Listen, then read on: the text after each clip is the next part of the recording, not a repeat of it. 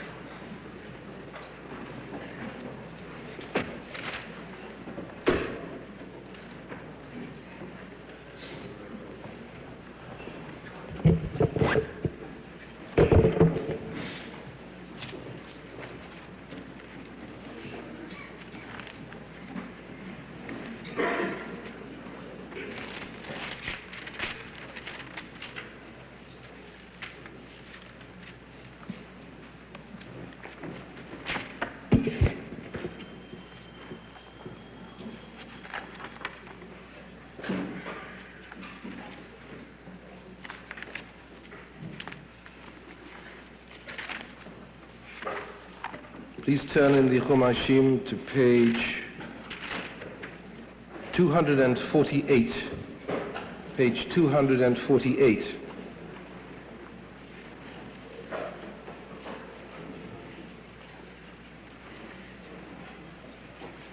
The Lord said to Moses, "Go unto Pharaoh, for I have hardened his heart and the heart of his servants, that I might show these my signs in the midst of them. Ulema'an tesaper bi'oznei vincha uven bincha et asher hitaralti b'Mitzrayim v'et ototai asher samti vam. And that thou mayest tell in the ears of thy son and of thy son's son what I have wrought upon Egypt and my signs which I have done among them, that ye may know that I am the Lord."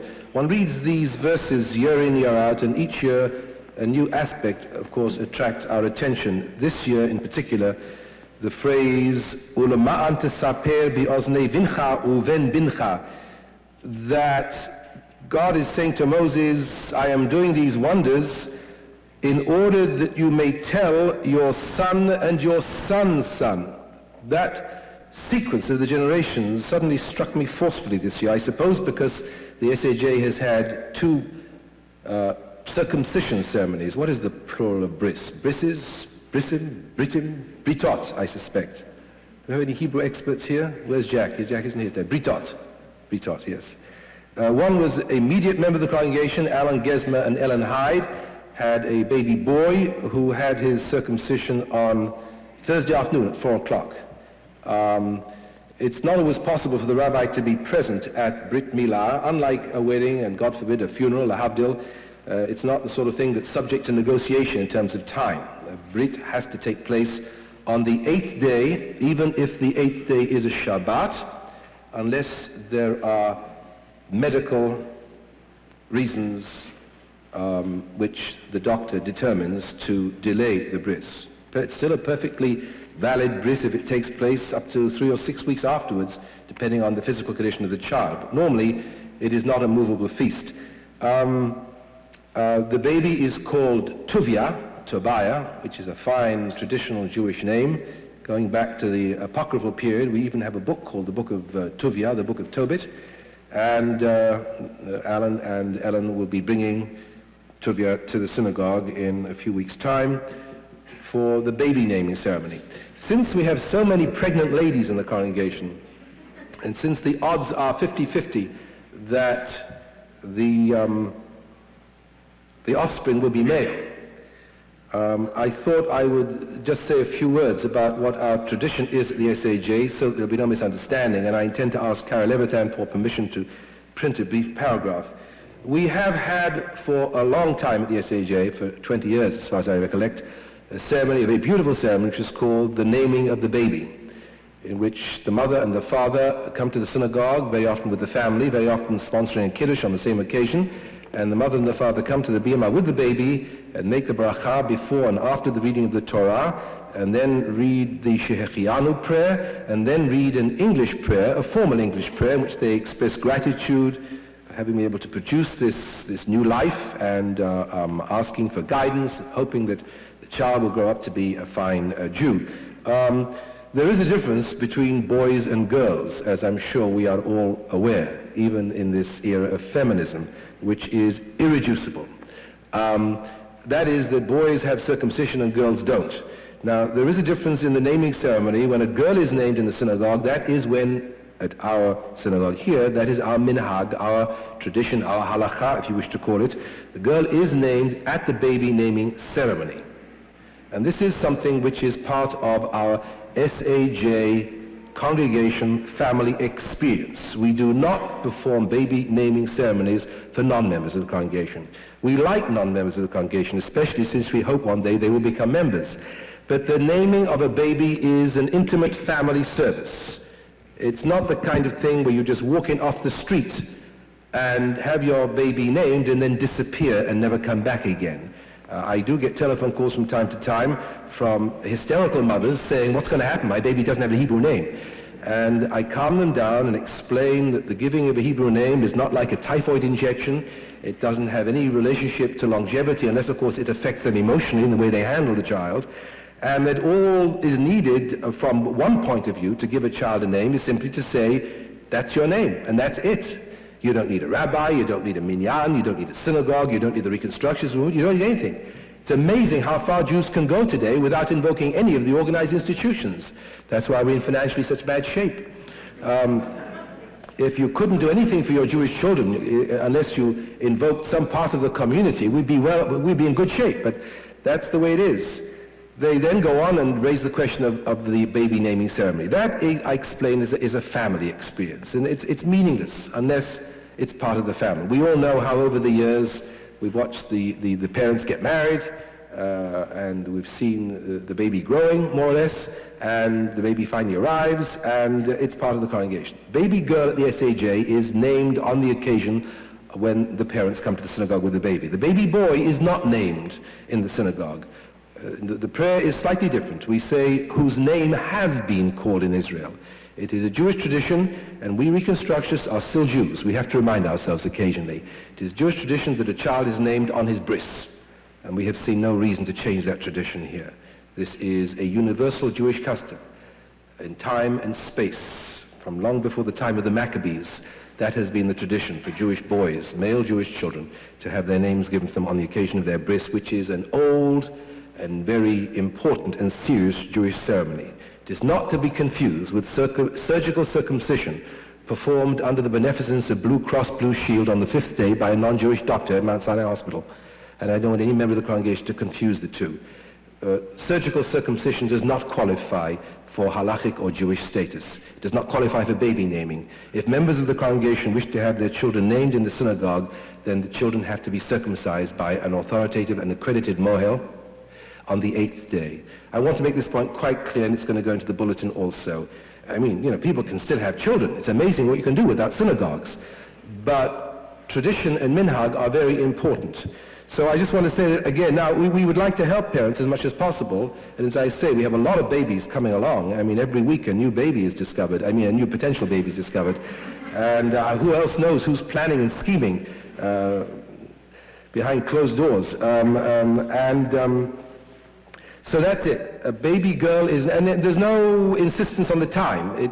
Hopefully the baby's not too old, because there's a problem of wrestling with a rabbi when the baby has to be named. So it's nicer when the baby is sort of fairly small size. And 6 weeks, I suppose, 8 weeks is usually the time. I mean, don't wait till the 3rd year, please. Might cause some complications.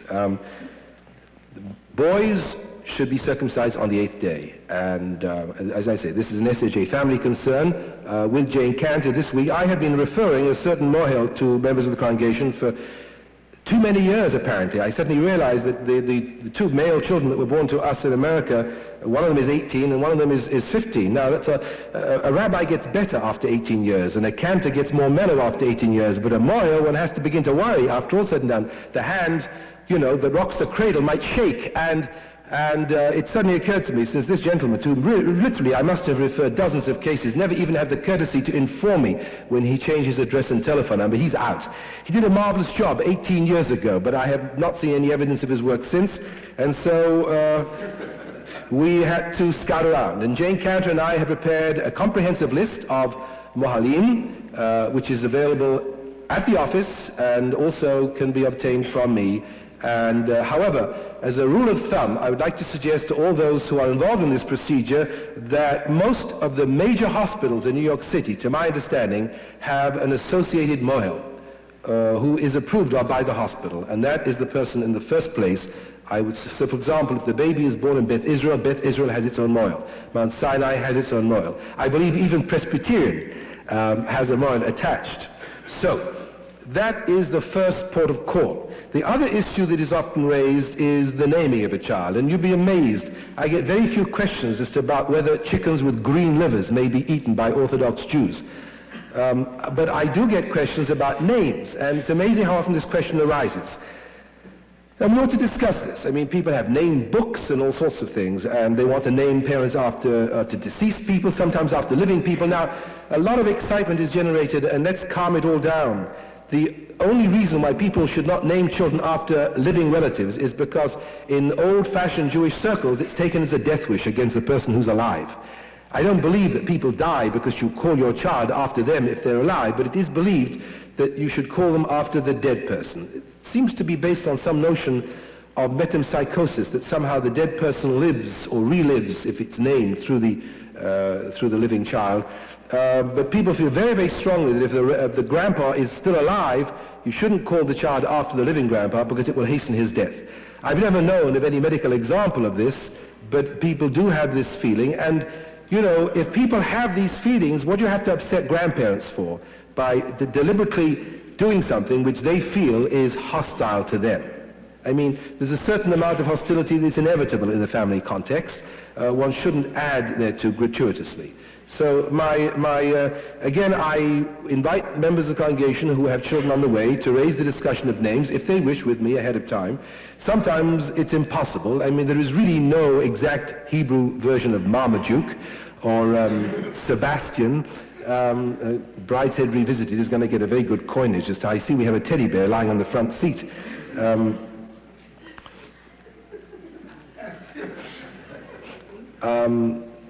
But let's go back to Mordecai Kaplan, and I'll give you Mordecai Kaplan's ruling on this for what it's worth. It's not meant to be a veto or a vote. Rabbi Kaplan felt very strongly that the first name should be distinctively Jewish. I just mentioned this to you.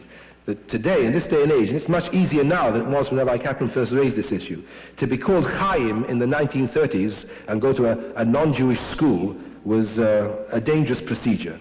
Or to be called Moshe or Yitzchak or Avraham, a very dangerous procedure. I don't know whether in New York City, but certainly where I come from. Today, internationally renowned diplomats are called Abba, Moshe, Yitzchak, Ariel. So there really is no problem. Rabbi Kaplan's desire, I articulate his desire, and I know he would say this because he used to say it every time he had a chance to say it, so I'm saying it for him today, that the ideal is that the child is given a name which is specific to his Jewish civilization, and another name which is related to his American civilization necessary, but the one name. Now, some people come to me with questions of relating two totally unrelatable names, so that the English bears no correlation whatsoever with the Hebrew.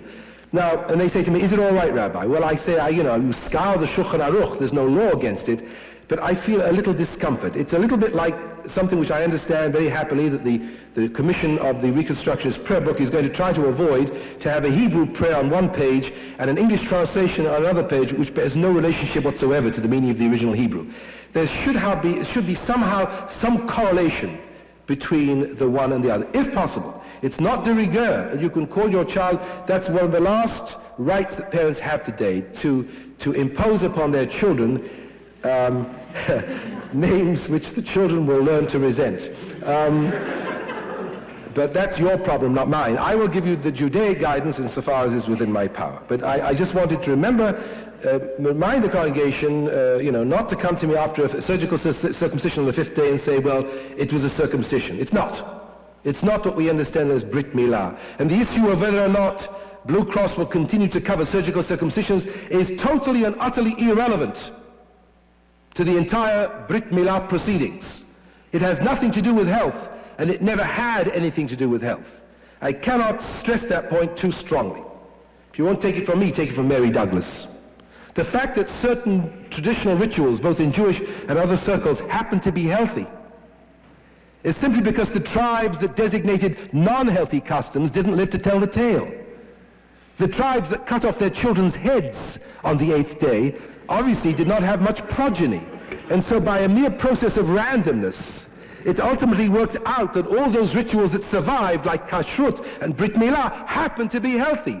But there's no greater nonsense spoken than the people who say Judaism is good because its rules lead towards health. That's putting the cart before the horse. Not all Jewish customs lead to health, otherwise Jews wouldn't eat gribenes. Gribenes is the antichrist of the cholesterol theology. But they're marvelous, and what should sin from time to time.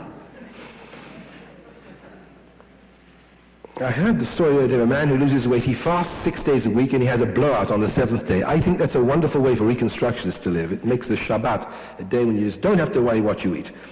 I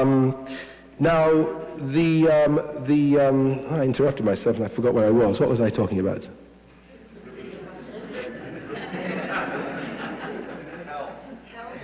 Oh yes, about the business of health. The circumcision ceremony, the Jewish ceremony, has nothing to do with health. It happens to be healthy, but that's not the issue. And incidentally, whether the Phoenicians did it or the Babylonians did or didn't do it is also irrelevant. As if there could conceivably be any ritual or custom that any tribe or group or clan in the world could possibly conceivably devise of which another group wouldn't also have. This is absolute arrogance, ethnic arrogance. What is distinctive about these customs is not that nobody else does them, but that this is the way we do them. And this verse, suddenly brought forcefully home my joy that we have so many births coming forward in this congregation, that in spite of the fact we live in a society where people seriously decide and voluntarily choose not to have children, aided and abetted by the scientific possibility through modern birth control methods of in fact adding fact to aspiration, that there are young men and women around who, against all the odds, against all the evidence to the contrary, against all the unemployment, against all the depression, against all the dis-ecology, against all the nuclear bomb threats and the massive destruction and the political instability, nevertheless make that supreme choice, or if it was an accident, decide to affirm the accident and thereby making it a choice, which adds up to the same thing in the end, of being able to fulfill this biblical injunction, that thou mayest tell thy son and thy son's son. What kind of a longevity expectation are we speaking of in the biblical era? Yemei shenotenu bahem shivim shana, v'im bigvurot shomonim shana. The days of our years are 70 years and 10. That was phenomenal in those days. To live to 70 in those days was phenomenal. The median age at death was probably somewhere in the region of 40. 70 was regarded as something spectacular. These days people live well into their 10th decade without showing any visible marks of wear and tear because of modern medicine. And therefore, this sentence has a greater significance than we might otherwise attribute to it if we approach it with our present Weltanschauung. It's not a question that today, when people who get married in the age of 20 or 25 or whatever, can have an expectation under normal circumstances of seeing their grandchildren or even their great-grandchildren. How many people do we know who have great-grandchildren? It was a much more serious thing to say in the Bible, thou mayest tell thy son and thy grandson. The greatest blessing in the Bible was to see grandchildren. Ure'ei vanim levanecha, one of the Psalms which speaks about happy is the man that feareth the Lord. Thy wife shall be as a fruitful vine in the recesses of thy tent, thy children like olive plants around thy table. Behold, even thus is the man blessed that feareth the Lord. Mayest thou see thy children's children. This was in an era when we know from archaeological evidence that there were mass cemeteries of representing infant mortality. At least 7 or 8 out of the children who were born didn't live to make it, as was the case right up to the modern period. As a matter of fact, I understand the actuarial tables of the modern world reflect longevity not so much because people live longer as because fewer people die at birth or within the first couple of years. It's because we've been able to almost cut out completely those debilitating diseases which wiped out children that modern life presents such a radically different demographic aspect from what it once did. And so those words, that thou mayest tell thy son and thy grandson, are not casual things for everybody on West 86th Street. It is spoken in a culture when it was a rarity, when the greatest blessing that could be conferred upon one was to become a grandfather. Today it's more or less normal to become a grandfather, for those people who still believe in having children, or for those people whose children still believe in having children. But in those days it was the exception. And as I will mention later on, so many people today live in an extended present tense. And so much of that which is offered to the 20th century by way of culture is an extended present tense. It warms the heart to read these verses over and again for the 1000th time perhaps, and for these golden words to suddenly appear starkly underlit. Lama'an to Saper, that's what the Exodus from Egypt was all about. That's what being Jewish was all about. That's what the 10 plagues, whatever they were, whatever happened between the Jews and God or between Moses and the people, what does it matter anymore? It's all myth. What was important was that there were a group of people around who felt that what they were doing, what they were experiencing, what they were believing, and what they were feeling was worthwhile transmitting and talking about to a next generation which was regarded as spectacular in those days. Charles Silberman also had a bris of his grandson in California. And when I heard, I wrote to him congratulating him and wishing him the traditional Torah, Chuppah, and Ma'asim Tovim, which are the salient points in the life of the Jew. The bris is the first, of course. Torah means bar mitzvah. Chuppah means marriage, and Ma'asim Tovim is generic. And Charles sent me by return a beautiful letter acknowledging my letter and including a, what shall I call it, an invocation, I would call it a prayer, an example of modern prayer. And I prevailed upon Charles to come to the Bima this morning and to read this prayer, because since he wrote it, I would like him to say it. Arlene, as you can see, is having difficulty walking. She got so excited that she decided to literally break a leg. I've heard people say break a leg in connection with the Simcha. Maybe you thought you were enjoying yourself too much, Arlene, so something had to be done. I know the way people's minds work. And Jeff and Steve are here also. But this is what Charles... Well, why don't you tell them the story, Charles, please?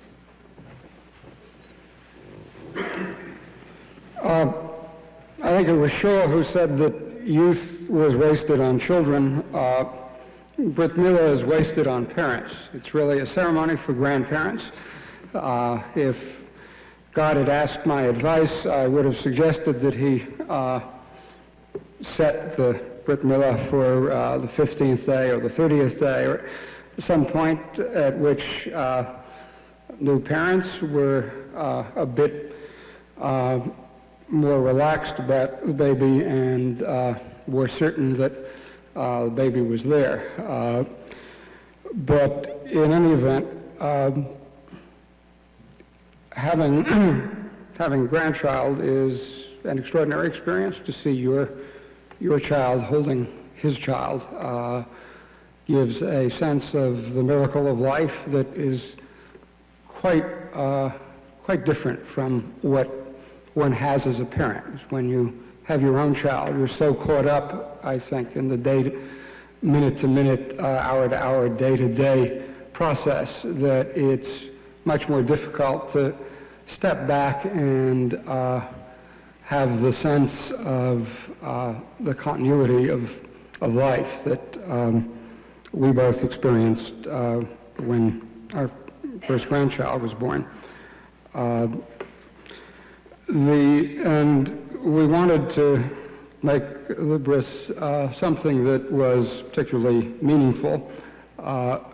Had it been a girl, That is almost an absurdity in our family. We only know how to produce male children and now male grandchildren. But there are a wide variety of Simchat Bat ceremonies for birth of a daughter, birth of a granddaughter, and since these are still in flux, one can make that ceremony whatever one wants it to be. The Brit Milah is, the meaning of it is precisely its unchanging quality, and so to play around with that ceremony seemed a mistake. I think there's also enough parental anxiety once it starts that to add something to the ceremony itself would be wrong. And so what we did was prepare some things to say before the Brit began. Arlene prepared, wrote a prayer in the form of a prayer that she recited. And then I talked to Jeff and Gail and tried to express some of what I was feeling at the time. And this is what the rabbis asked me to read. When your mother and I were married, Rabbi Lookstein talked to us about continuity. We were too young and too excited to understand then what he meant. We thought we understood when you and your brothers were born, and we thought we understood again when I handed the Torah to you on your bar mitzvah. But it was not until last week when we saw you holding and stroking your child with such tenderness that we really understood. The sacred ceremony we are about to begin symbolizes the unbroken chain of continuity that began more than 5,000 years ago with Abraham, the first Jew, and it will stretch into the indefinite future. In the words of the Torah, God said to Abraham, "You shall keep my brit, my covenant, you and your offspring to come throughout the ages. At the age of 8 days, every male among you throughout all the generations shall be circumcised." Throughout all the generations, for the covenant between God and Israel, into which Matthew is about to be entered, is the central myth of Judaism and of the Jewish people. I make this covenant not with you alone, the Torah quotes God as saying, but with those who are standing here with us this day, and with those who are not with us here this day. According to the rabbis, those who are not with us here this day means all the generations to come until the end of days. All the children, male and female alike, who will be born Jews, and all those who will become Jews through choice, which is to say through conversion. This ceremony is held on the 8th day, so that the child who has entered into the covenant through Milah, through circumcision, already will have experienced one complete Shabbat, the other primary symbol of the covenant. Milah, ritual circumcision, moves us precisely because of its primitiveness, because of the way it expresses, evokes, and fuses our hopes and fears about blood and sex, about life itself. Milah symbolizes the unending nature of the covenant. It is a way of reminding us that Matthew's children will not be his heirs alone. They also will be the heirs of the Jewish people, the assurance of Netzach Yisrael, the eternity of Israel. And so this ceremony tells us that the future of Judaism and of the Jewish people depends in the most intimate sense on what we do here today. Today is particularly appropriate for Matthew's Brit Milah because the Sedra we will read in Shul tomorrow morning underscores the theme of continuity. In the Sedra, Jacob blesses his son Joseph and Joseph's two sons, Ephraim and Manasseh. Jacob places one hand on Ephraim's head and the other on Manasseh's head, and according to the text, Vavarech et Yosef, and he blessed Joseph. The wording intrigued the rabbis. Since the blessing that follows is given to Ephraim and Manasseh rather than to Joseph, they asked, why does the text read, and he blessed Joseph? The answer, they suggested, is that a parent can have no greater blessing than to see his or her children blessed. The rabbis were right, as the tears in my eyes attest. The Sedra has a special resonance for us today for another reason. In blessing Joseph, Ephraim, and Manasseh, Jacob invokes the name of Abraham and Isaac, his grandfather and father. Thus, the blessing spans 5 generations. Matthew is the 5th generation of Silbermans in this country. With his birth, my life has now spanned 5 generations of my family. In the words of Jacob's blessing, words that have become the traditional blessing a father invokes on his children and grandchildren, may he be like Ephraim and Manasseh. One last thought before we begin. Just before I handed you the Torah at your bar mitzvah, I told you the beautiful midrash about the moment when Israel stood ready to receive the Torah at Mount Sinai.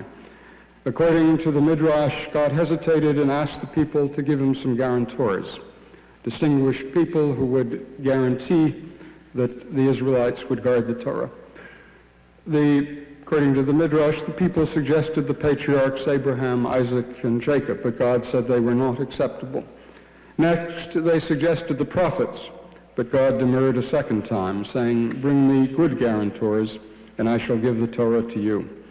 The people then responded, "Behold, our children are our guarantors." And God answered, "They are good guarantors. For their sake, I give the Torah to you."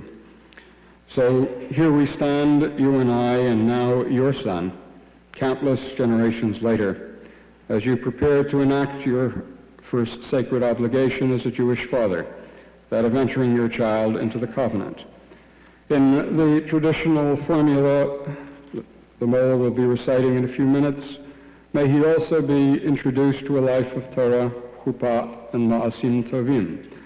To Torah, which is to say to never-ending fascination with study and with learning. To chuppah, which may be interpreted as a hope for his never-ending growth as a human being, able to give love as well as to receive it. To ma'asim tovim, to a never-ending concern for family, friends, and community expressed through deeds as well as words. Guard this child well, my son. I know you will be strong when he needs you to be strong, gentle when he needs you to be gentle, separate when he needs you to be separate, and there, always there, when he needs you to be there. In the words of the Hallel, Zeh hayom asa Adonai nagila v'nismacha bo. This is the day which the Lord has made. In Reconstructionist terms, this is the day when we understand what divinity really is. Let us be glad and rejoice in it.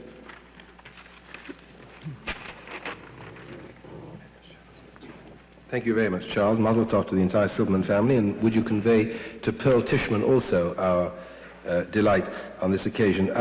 Ultimately, I hope we will have a traditional text plus a loose-leaf prayer book. I would like to see this kind of prayer included, not because it particularly applies to every family. Each family has its own particular stresses. Not everybody was married by Rabbi Luckstein, for better or for worse. But I think as an example of what might be done, I think we should have some availability of this kind of a prayer. This is a prayer that was written specifically for a particular occasion. It seems to me if we're going to have prayers relevant to the 20th century, they're not going to come from committees, but from people trying to infuse some kind of relevance to age-old rituals. One of the essences of Reconstructionism surely is marrying the best of the past with the best of the present. It would be unkind of me not to acknowledge the fact that some people would like to have children but simply can't find a male or a female who will stand still long enough for the biological procedure to take place.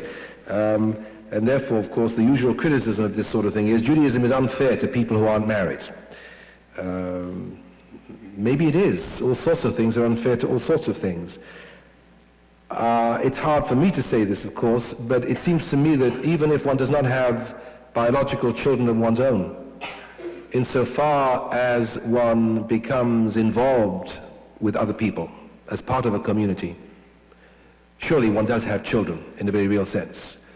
When Rose Anapol, who died tragically and suddenly last Saturday morning, was buried on Monday, together with her sister, neither of them had children, and yet I insisted on reading the traditional prayer Eshet Chayil, in which reference is made to their children rise up and call her blessed. Why? because both of them in their own way were involved with other people. Rose Annapol, especially as a teacher and principal of a public school, raised generations of children. Surely she had children. And then on the other hand, there are parents who have biological children but treat them so badly or so indifferently or with such insouciance that in a real sense they are not their children. They only become human because they are fortunate enough to come upon other people who give them some kind of role model or leadership. So it's not so much the flesh and the blood that we're talking about here. We're talking about the spirit. And everybody can become part of a community. Everybody can support a Hebrew school, even if they don't have children in it themselves. One of the silliest arguments is people say, well, I don't have to support the synagogue because all my children are bar mitzvah. Or I don't have anybody who has to go to Hebrew school anymore, so why should I help to pick up the deficit? If anything is selfish, that surely is selfish. And the references that Charles made to some experimental services for the kind of a functionally equivalent bris for girls, I endorse. I don't know any. I haven't seen any that grab me. I know there are attempts being made, but I think there are limits to the feminist attempt to render all things equal in Judaism. Men and women are not the same, and to create a Judaism in which the masculine would be reduced to a non-entity would not be Judaism. It would be some other religion. That's fine, but it would not be Judaism. And it would be interesting to know, but I won't ask the question except rhetorically, how many mothers really would like to have a boy as their first child, and how many are totally and completely indifferent as to whether the child is a boy or a girl. I don't know what that adds up to. It's a question, and I have a right to ask a question. I'm not asking for any answers. But there are certain psychological realities about life which we do well not to ignore in the synagogue. We spent some time last week, the congregation, discussing an article in Time magazine, curiously enough, The Man in the Water. And I noticed that there was a letter in the New York Times suggesting that he be given a congressional medal or something. What really puzzles me is that nobody has yet discovered his identity, or it seems to me that it must have been quite easy to ascertain who this gentleman was. There were only a limited number of people on the plane. At least I have seen in no newspaper source or elsewhere the identity of this man established. I'm beginning to wonder whether there was such a man, or whether the article didn't completely describe the myth-making process, that in the presence of tragedy there is some deep-seated need in human beings to create heroes. There was a name. Well, there was a letter in the Times, and it didn't mention his name, but they said he should be getting some kind of a medal. We may know then, since we know his name, more information about him. One of the questions we raised last week was, did he want to live? Well, the real question, of course, was it just accident? Was he somebody who was brought up to be nice to women and did not realize the power of ice-cold water? And that is to say, he had every intention of surviving, but that he was overtaken by, what is it called, hypothermia. He was simply drained of all heat and simply died. I wonder what would have happened had he been on the way to California for the circumcision of his grandson, whether he would have had a greater motivation to get out of the water. I raise this question because we came to the conclusion last week that the article, although written by one Roger Rosenblatt, was thoroughly Christian in its implications, that greater love hath no man than he laid down his life for his fellow. And the difficult though it was to raise the ethical question, we had to echo the words of Achad Ha'am and quote the story in Talmud, where a man who is in the wilderness with another man and there is only one bottle of water and only one can survive and reach civilization. Jewish tradition says the man who has the bottle should drink the water and not start playing games with the other one. That is to say, if it's your water, you drink it, because there has to be some kind of an insistence on the importance of life. It sounds selfish, and I think many of us felt that we'd become Christians when we read that article, that we sort of would have hoped that we would have given the raft, the rope, to somebody else and given our own lives. And yet, if we can look beyond the actual empirical implications and look at the theological implications, the implication simply is related to this business, in order that thou mayest tell thy son and thy son's son. It's a question of the way one lives one's life, whether in the present tense, and therefore one has no desire to go beyond the present tense, or whether one sees one's life in terms of futurity, whether there is anything in one's life which can be translated into this archaic idiom, or whether this archaic idiom can be, in other words, not just that thou mayest tell thy son and thy son's son. I have already suggested that one doesn't necessarily have to have a son of the flesh in order to understand the ideological challenge of this statement. One does not have to have a son of the flesh, and one may have a son of the flesh and not be able to make this affirmation. But that there must be some way of translating this statement. Now, the prime example of what I was trying to talk about last week escaped me until sometime Sunday afternoon. And I suddenly realized something that I'd learned recently. The issue was, does it make a difference what view you have about life? Does a man's philosophy affect the way he conducts his life? Does it make a difference to somebody whether you believe or whether you don't believe there's a life after death? This is a very, very curious topic. It's a very delicate issue. C.G. Jung raises this issue. He says we don't know whether there's life after death or not. Can't be proved either way. Death may be the absolute end, or it may be a fantastic beginning for which this life has only been a prolegomena. Therefore, he says, since I have seen with my own eyes patients being thoroughly demoralized because they had nothing to look forward to. I think he was referring to his own father. Nothing whatsoever to look forward to. People who totally lose faith. It's better to have this belief, even if you don't believe it, even if it's not true. It's better to have this belief because then it alters the way you live. You see, I'm going to contradict myself. This I can't go along with. This I have enormous difficulty with. The idea that one has a personal life after death. It seems to me that one ought to be able to live one's life in such a way that even if death is the end, one still can put every ounce of energy into leading the life. So what I'm saying now may be a contradiction. The issue we were talking about was if one's entire religious theology is heavily weighted in terms of the next world as opposed to this world. I think I can see Jung's point. I think for some people, truth is poisonous. We all have come across from time to time people dying from terminal diseases who, although in all other areas are entirely intelligent, simply refuse to confront what is facing them, and therefore go down to their deaths denying.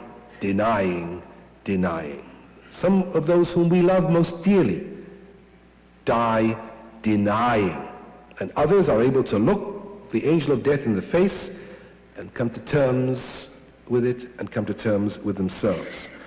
I would like to think that it was a higher ethic which led a person to be able to see this world for what it is, to hold this world infinitely precious, not to need any justifications beyond this world to find life ultimately precious. I do not agree with Jung, although I would not insist on ramming an avant-garde theology down somebody's throat in a terminal condition.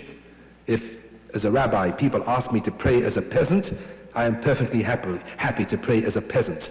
On some level, I am a peasant, and so I address my prayers to that level. James Watt has been given a very interesting post, and I've never understood why he was doing what he was doing. He's managed to rally against him some of the most dyed-in-wool right-wing organizations in this country. And when that happens, it's always a source of great surprise to me. And I couldn't understand why the National Wildlife and the Audubon and other organizations were furious with what he's doing. Apparently he's making it easier to strip mine. Apparently he's making it easier to give up lands which were supposedly belonging to the people of America for wildlife resources and reserves. He's recklessly squandering our natural resources, and I couldn't understand. I thought the man must be insane. And then revelation came to me, as it often does these days, from Channel 13.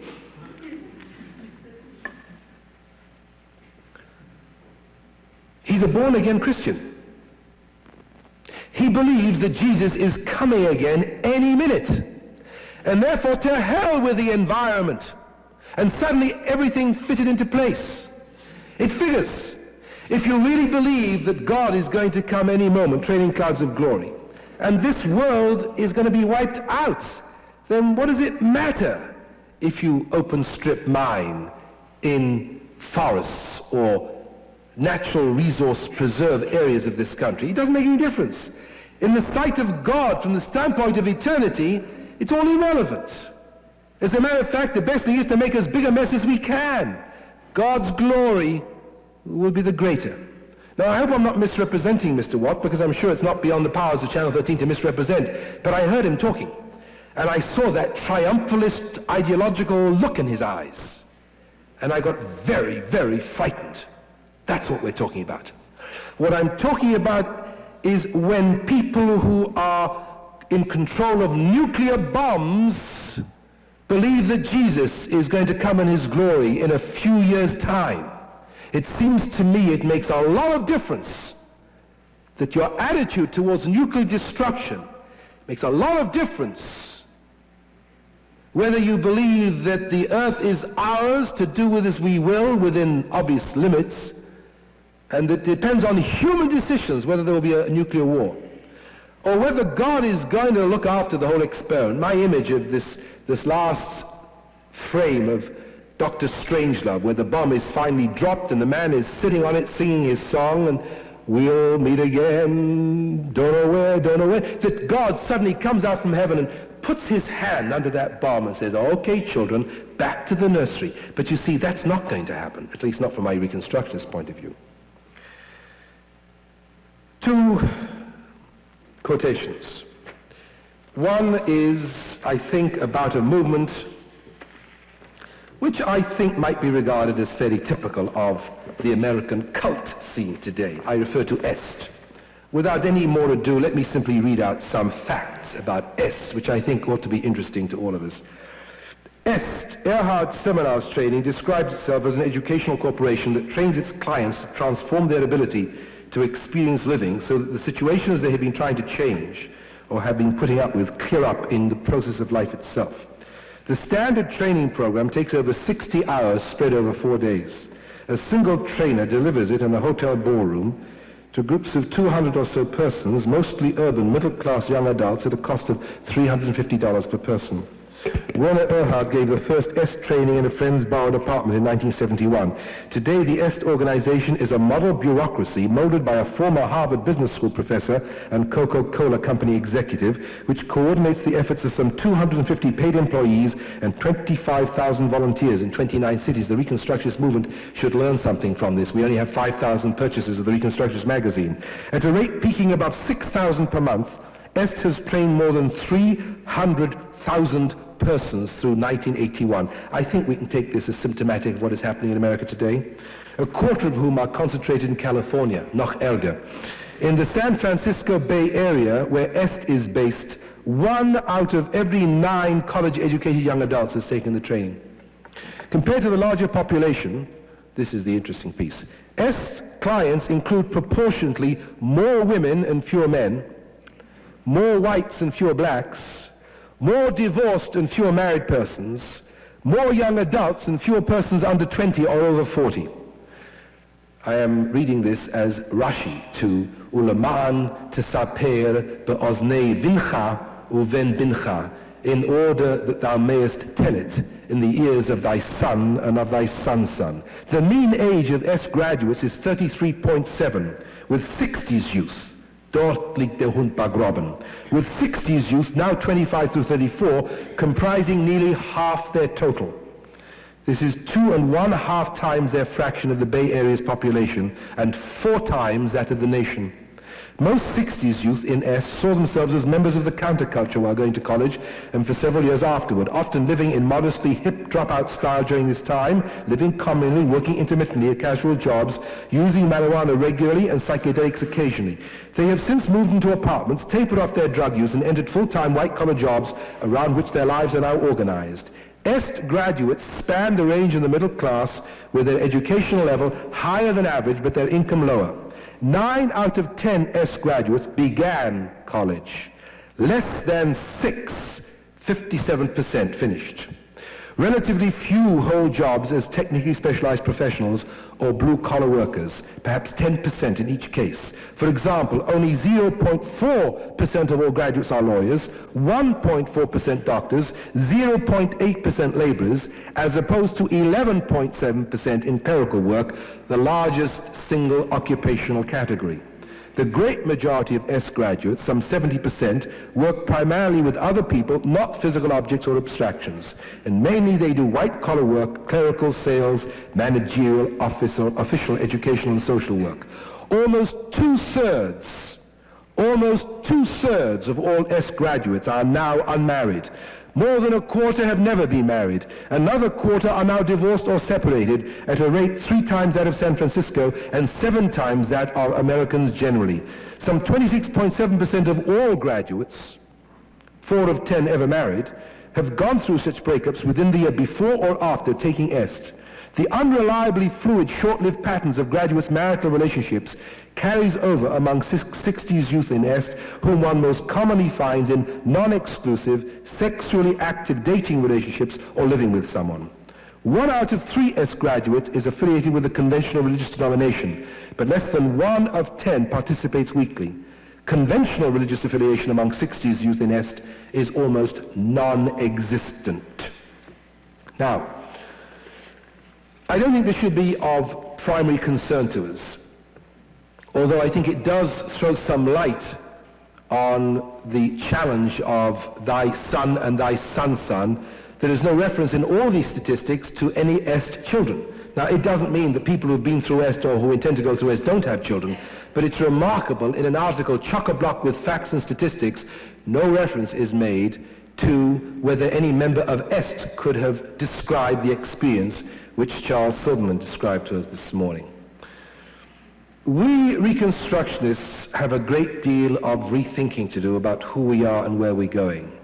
I have often felt that we are a small and unrepresentative group in the 20th century, and all that I read and hear simply endorses that viewpoint. And our fantasy, perhaps, that one day we are going to have a kind of an international church which is based on Reconstructionism, I find is so utterly ludicrous that we really ought to spend some time thinking about it. That is to say that in a very real sense, those who devised Reconstructionism, those who wrote its seminal classical texts, made a serious error in their prediction about where religion was going in the 20th century. The fact of the matter is that the general thrust at the beginning of this century, when Reconstructionism was born, was the feeling that all traditional, mystical, esoteric, classical religions are on their way out. Orthodox Christianity, Orthodox Judaism, on their way out. And the wave of the future is either secularism or skepticism or a liberal form of religion, which of course Reconstructionism is intended to be. Nobody could have been more surprised the way the statistics work out. It's no criticism to say that Reconstructionists didn't anticipate what was going to happen in the 60s, 70s, and 80s. Even the scholars of religion didn't. The current issue of a magazine called Daedalus, from which I quoted these remarks about EST, is exclusively devoted to religion. I've not had a chance to read it yet. It's full of goodies, and the Reconstructionist movement is going to have to take every single word of this publication very seriously. It raises some very serious questions about where we're going, some of which have been raised from this pulpit a long time ago. But one of the central challenges is the fact that Reconstructionism is simply not for everybody, and that the growth of supernaturalist movements in the 20th century is nothing that should have been surprising to anybody save those who evaluated religion in terms of their own a priori concepts and fondly cherished beliefs. In other words, our kind of religion was the only one. That is, a kind of a chosen people. Ethnic centrality was adopted not only by Reconstructionists, but by sociologists of religion. That is to say, we automatically assume that the kind of religion we like is the one that will prevail, and the benighted one, which of course was the others, were going to disappear. As a matter of fact, the opposite has happened. Orthodox Judaism has rarely been as strong as it is in the 20th century. As a matter of fact, it is probably true to say, since in Israel Orthodox Jews have machine guns that go along with the Shulchan Aruch, that Orthodox Judaism is probably in a more potent position than it has ever been, ever, in the history of the Jewish people. I'll say that again. It is probable that Orthodox Judaism is today more triumphalist, more successful, more vigorous, and more potent. I'm throwing in the guns, and the enormous power that Orthodox Jewish opinions have on what happens in Israel. I'm thinking, for example, of what's going on in Yamit right now, what's going to go on the West Bank, where the central issue will be the government trying to do something with people who insist that the claim to all these areas is not a political claim, but a religious claim, that God gave them the land. And that's an insufferable argument. The fact of the matter is that there were always Reconstructionists. Let me give you a little story. In the Talmud, Menachot Chaftet Amad Aleph. Why shouldn't I be a Masechet dropper occasionally? Talmud tells a story that Moses went to heaven to pick up the first Torah to take down because they needed it for shul next week, right? And God said, wait a moment, Moses, I haven't finished it yet. Moses said, what are you doing, God? I'm in a hurry. I mean, come on, you told me it was 11 o'clock. Well, I'm still putting these crowns. You know, if you look in the Sefer Torah, the certain letters have kitarim, they have crowns. God says, I'm just putting finishing touches to the Sefer Torah. You'll have to make yourself at home in heaven for a few moments, Moses. Just have to wait. You know, we're not perfect even up here. So Moses said, well, what do you have to do? Any television? So God says, well, not quite, but something like it. We can let you choose any screen of time you want to watch. Just let me know, and while I finish, you can go. So Moses said that he would like to move into the second post-Christian century, and God enabled him to enter life at a time in the second post-Christian century when Rabbi Akiva, the great scholar, was giving a lecture in the academy. Actually, I haven't given the entire story. They have a discussion about Akiba. Moses is very interested in Akiba for very good reason. So the Talmud says Moses sits in the 18th row and listens to the discussion. Akiba is giving a talk he's talking Torah, and Moses doesn't understand a single word. Finally, the Talmud says Moses begins to faint, at which point a student stands up and says to Akiba, Rabbi, how do we know this particular halakha is the case? And Akiba says, what do you mean? It's one of the halachot which God gave to Moses on Mount Sinai. Whereupon Moses says, I don't understand, but at least they're still quoting my name. The man who wrote that story was a Reconstructionist. He may not have been conscious of the implications of Durkheim and Kaplan and Freud and Jung. He was a Reconstructionist. First of all, he had a sense of humor. He wasn't a Reconstructionist in that respect. We're a singularly humorless organization, I think, at times. We take ourselves terribly serious. So in that respect, he wasn't a Reconstructionist. In that respect, he was Hasidic.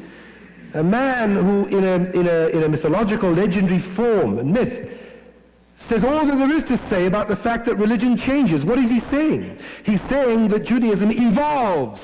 He's saying that Moses could not conceivably understand what Akiba was talking about, and that it was a legal fiction, pure and simple, to talk about Halach ala Moshe Misinai.